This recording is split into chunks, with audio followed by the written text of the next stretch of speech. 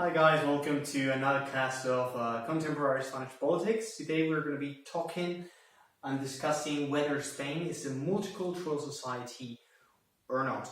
But before we start, before we talk about multiculturalism and different national identities and cultures in Spain, I'm going to tell you a little bit about the assignment that is going to be due on April 11th. So we still have plenty of time. I extended the deadline based on the current state of affairs. What you will have to do, and remember, it was a political campaign. This is going to be explained as well in the email that I'm sending you today, but I also want to tell you in person.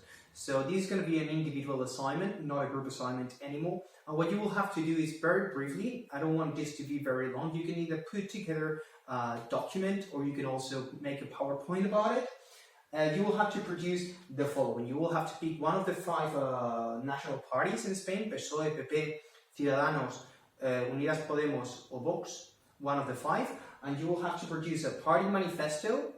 Be creative. You can obviously go to the previous manifestos these parties have had, but based on what we discussed in class, you can more or less imagine which issues are important for them and what kind of proposals they will have in those issues.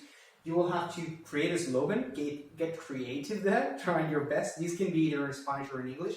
It's up to you. I mean, if you want to practice your Spanish, I will encourage you to try in Spanish.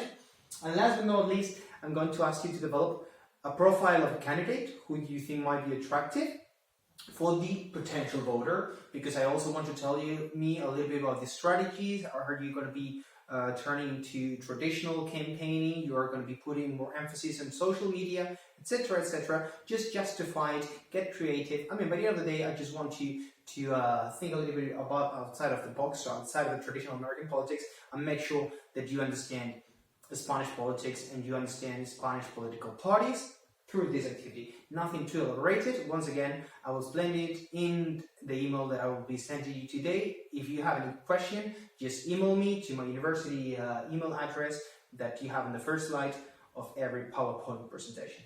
This being said, and last but not least, I'm going to base the grade on the understanding of the party, the understanding of the targeted voter, who are you targeting, where do you have your niche, who's going to vote for you, and the quality of the campaign, whether you produce something that is interesting or something that is, not much added value. Okay, this being said, we're going to be talking about multiculturalism, and we're going to start talking about the different cultures in Spain, and then we'll have a break, and then we'll have the second part of the class. The different cultures in Spain, we've already talked about different national identities in Spain. We talked about the Basque, we talked about the Catalan, we talked about the Galician, we talked about the Andalusian.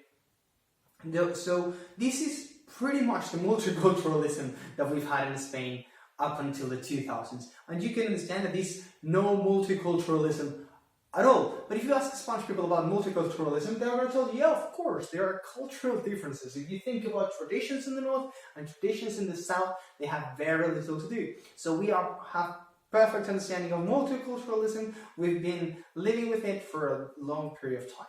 So that's why, for example, when we discussed in class about racism in Spain, that's why this might be an issue, because it's still something very new. And in order to understand that, just before the break, I'm going to show you this graph. And I want you to interpret it. Spain, traditionally, was not a country that received migrants. It was quite the opposite. It was a country that people left to try better luck in their lives. And obviously, the dictatorship will explain a lot of this. Actually, during the late 40s, obviously after World War II was finished, but during the 50s and the 60s, when Spain was an autarky, and Europe was already developing, there were many Spaniards leaving Spain to go to France, going to Switzerland, or going to Germany to try to find a job in a more prosperous country.